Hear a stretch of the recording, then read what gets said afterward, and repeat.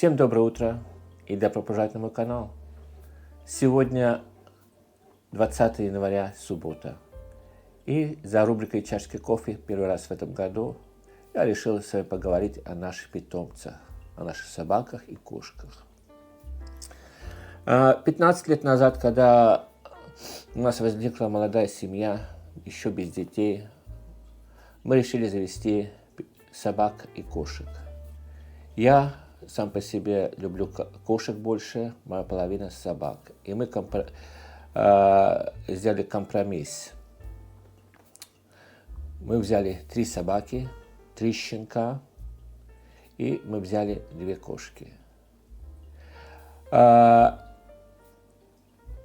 Так что у нас в доме было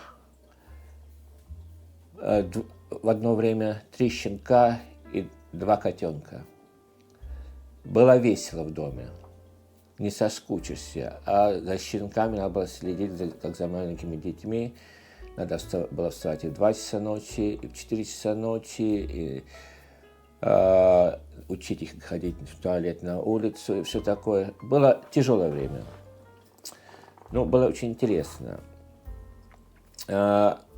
Собаки все у нас были чистой породы, и, к сожалению, собаки у нас стали болеть, и 2 собаки у нас умерла. И у нас оставалась 1 собака. Она не чистой породы была, но собака такая, что любила много энергии и предпочитала находиться на улице. Но так как 1 собака оставалась, надо было найти еще 1 собачку, чтобы компания была. И там мы завели еще 1 собаку, которая сейчас 10 лет, и которая только у нас сейчас 1 осталась. Эта собака, что у нас сейчас, это Ньюфаундленд и Сен-Бернар.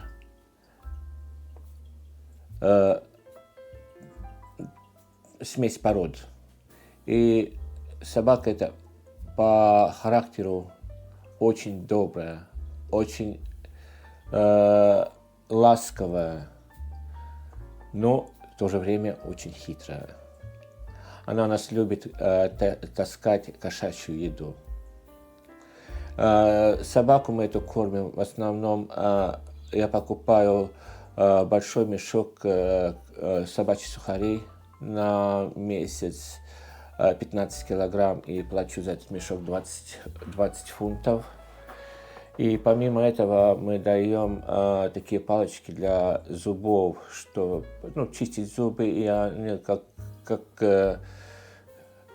то, что еще собака очень любит грызть. И в то же время наша собака любит хлеб.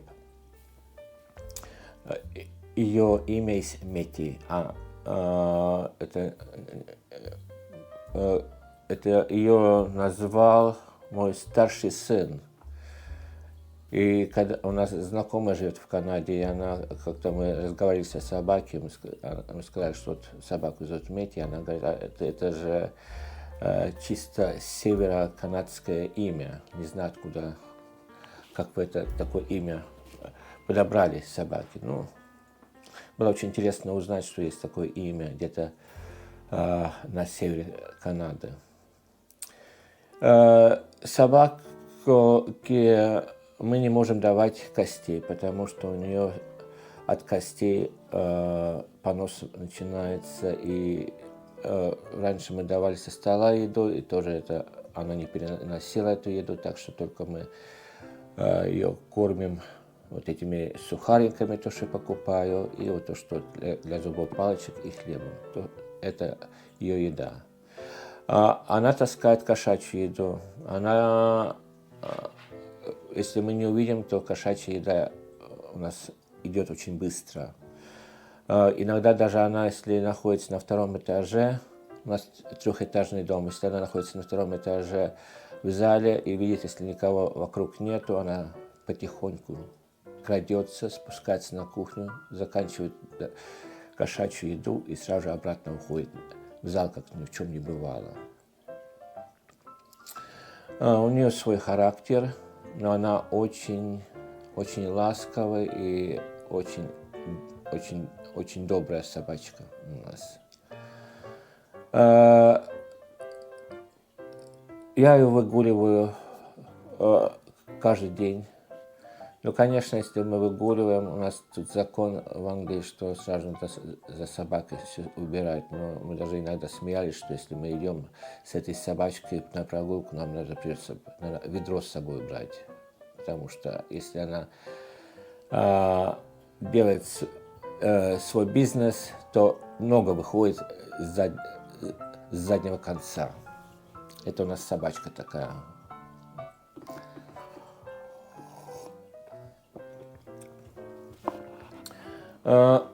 Теперь о кошечках наших.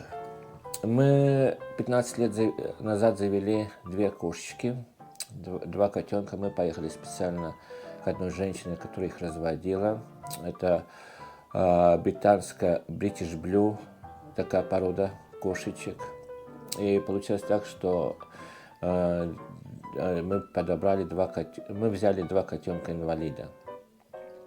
Ну, это не их вина, так что мы все равно их взяли и решили, что мы дадим им хорошую жизнь. После того, как мы взяли этих 2 котенка, одна кошечка у нас заболела сильно через неделю, как мы получили. Мы пошли к ветеринару, взяли там анализ, она говорит, к сожалению, у кошки очень редкое заболевание кровяное, и она у вас долго не проживет. Конечно, мы были очень обижены на эту женщину, которая нам продала эту кошку, потому что она их разводит, она должна была знать, что не так с кошкой. Но ветеринар сказал, что лучше, если мы усыпим эту кошку. Мы пришли домой со слезами на глазах, подумали и решили, не будем усыплять эту кошечку, а пускай она еще поживет столько, сколько ей Бог отдаст. И мы решили, что дадим этой кошке лучшую жизнь, что она может получить. И к нашему счастью, эта кошка еще с нами прожила 3 года. Так что это было... Конечно, когда она умерла, было нам жалко, но ничего.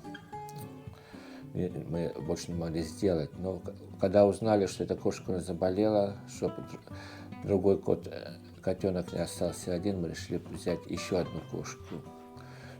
Но она смесь породы British Blue, еще какая-то, но она полностью как British Blue, и она у нас еще живая, она у нас как пенсионерка, ей теперь 15 лет, она считается у нас королевой дома, но она со мной тоже спит, ну ладно. Итак, у нас вначале-то у нас вместо 2 кошечек получилось 3 кошечки.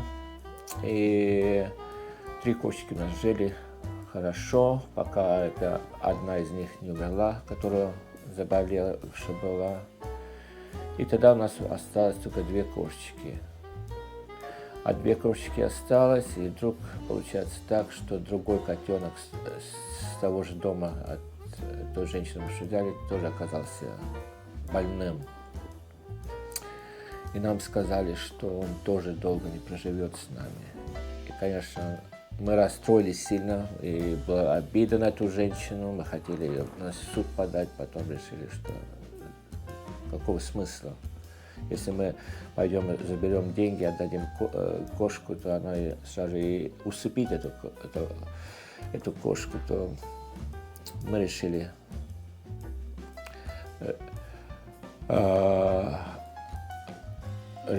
взять еще 3 котенка. И в одно время у нас было 5 кошек в доме. 5 кошек и 3 собаки. И получилось так, что тот последний кот, которого мы взяли первый раз, он тоже умирает, и у нас остается 4 кошки, и на то время уже было 2 собаки.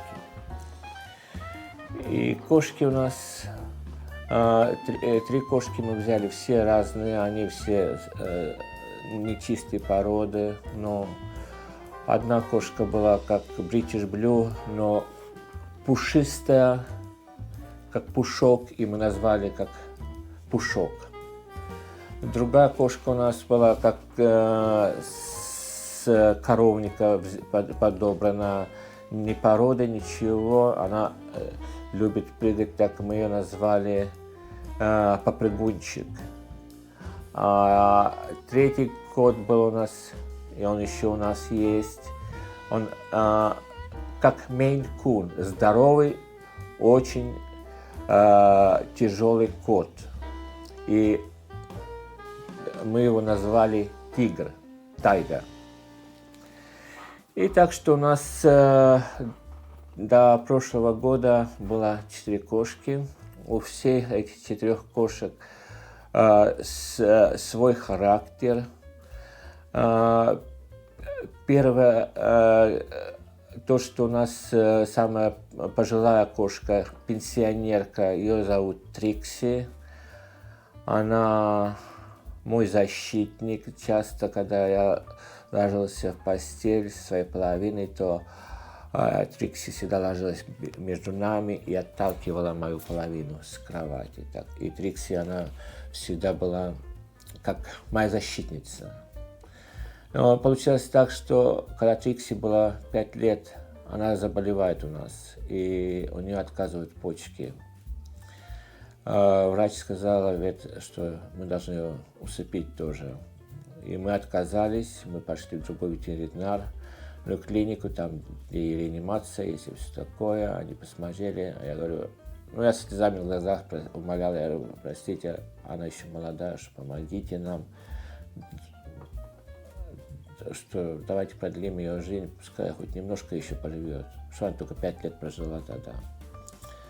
Ну и тогда вот ветеринар говорит, что ладно, мы давайте попробуем, мы гарантии не дадим, но мы ее должны положить в реанимацию под постоянным наблюдением, под капельницу. Я говорю, что надо, давайте делайте. И, в общем, она у нас в реанимации пробыла 5 дней.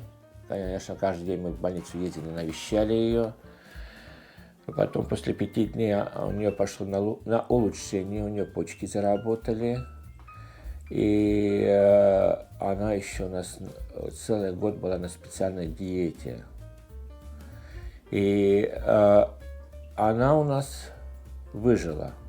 И вот уже 10 лет с того момента, как что с ней случилось, ей уже 15 лет. И, конечно, когда она уже отошла, она стала более преданная мне и моей половине, потому что эта Трикси, она видела, что мы положили все усилия, чтобы сохранить ей жизнь и чтобы она оставалась с нами. Но все равно она только спит со мною. Она спит со мною сбоку меня или сверху меня. Это Трикси. Она ведет себя как королева дома, всех гоняет. И она характер. Потом вторая кошка, этот Мейн-кун, то, что тигр, он сам по себе очень добрый характер. Но спит тоже со мною, а так как он здоровый, он не может понять, что он очень тяжелый. Я помню, как-то ночью я спал, и вдруг я спал на спине, и вдруг посреди ночи он прыгнул на мой живот. В то время ему было 5 килограмм. Ну, только подумайте, что в этот момент я испытал. Как 5-килограммовый мешок посреди ночи спросонья падает на ваш живот. Вот. Ну, я, честно говоря, посреди ночи я вскочил с кровати. Так что этот тигр любит спать со мною. Тоже и любит спать на мне. У него хороший аппетит, он знает, когда хочет кушать. Если проголодается в 4 часа утра, то у него начинается мяу, мяу, мяу. До утра это как утренняя опера начинается у нас.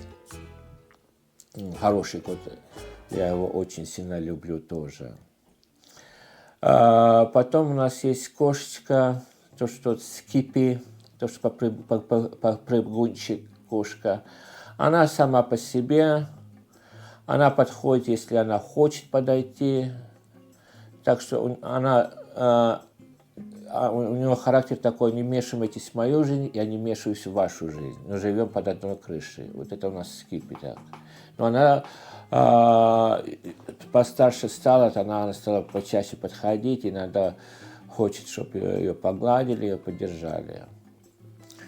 И у нас был кот Пушок. В прошлом году он у нас заболел, и позапрошлом году он заболел, и у него нашли раковую опухоль, его оперировали. После операции он еще прожил меньше года.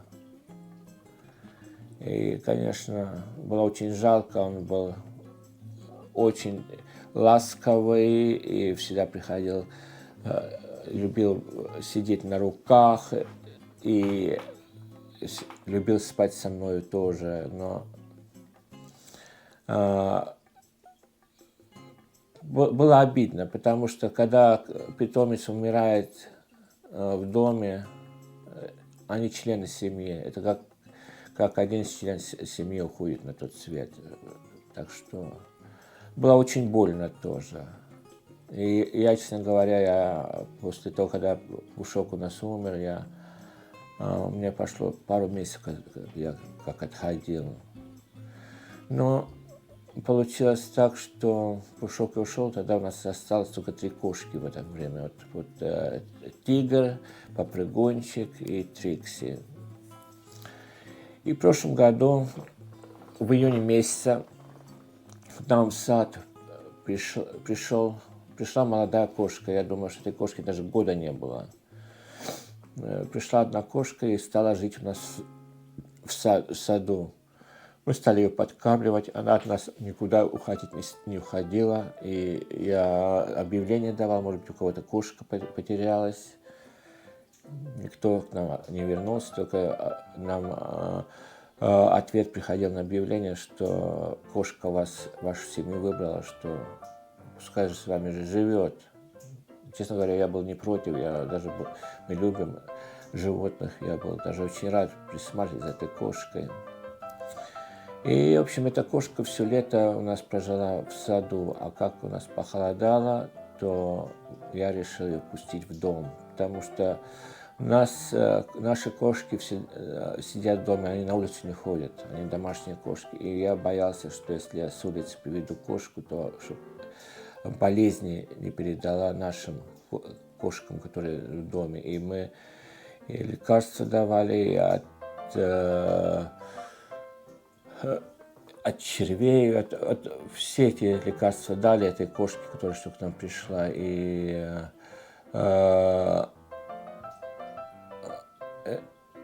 тогда мы ее пустили. Конечно, наши кошки, которые в доме, ее сразу не приняли. Тут и драк не было, но друг на друга они, в общем, голос делали, что и показывали свои когти друг другу. Но до драки не дошло, слава богу. Но эта кошка теперь у нас была в доме около 3 месяцев теперь. И она уже привыкла к нам, и другие кошки тоже стали привыкать. А в то же время собака сразу ее приняла, как она уже была у нас в семье. И часто, вот, когда мы смотрим на эту новую кошку, что к нам пришла, мы часто смотрим на нее, и по характеру она нас напоминает Пушка, который от нас ушел. Ну, Конечно, это не Пушок, а кто его знает, может быть, Пушок вернулся в образе другой кошки. Так что у нас теперь 4 кошки опять в доме. Кошек мы кормим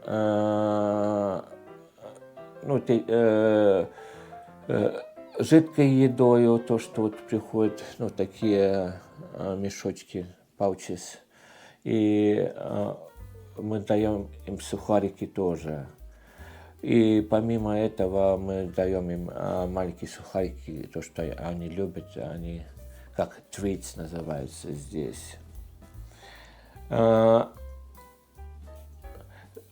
Кошки сами по себе, они независимые, за ними много смотреть не надо. Единственное, что иногда они шкодят или пытаются идти туда, куда не надо идти. Но это кошки.